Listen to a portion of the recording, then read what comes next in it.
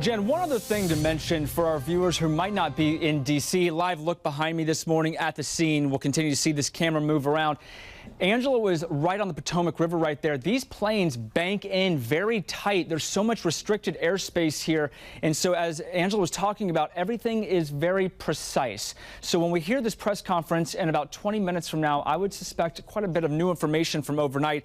In the background there, you see those boats right there. There's that still piece. That is part of the wreckage right there. Recovery officials describe the conditions as extremely difficult to work with.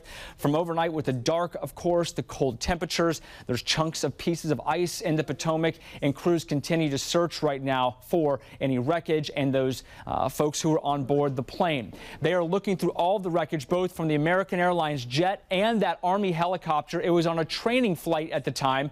On board the American Airlines plane, U.S. figure skating members as well, reportedly coming back from Wichita last week. That organization releasing a statement. On your screen, it reads in part like this: "We are devastated by this unspeakable tragedy and hold the victims' families closely in our hearts.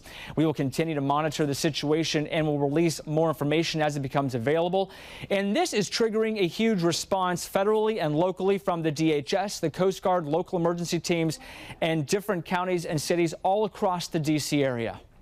At 8:58, the first units arrived on the scene and found an aircraft in the water and began rescue operations. This incident has grown. There's currently about 300 responders working. We have boats from all throughout the region, police and fire boats. And crews are searching not a huge body of water, just about 7 to 8 feet here. So they really can put a containment area around this pretty quickly. Where the camera is right here on this side, you have the seawall, and then you have landmass across the way. So it's not a huge area that they're looking at. Crews are scrambling to find those 60 passengers, of course, and the 4 crew members. 3 American soldiers were on that training helicopter that plunged into the water.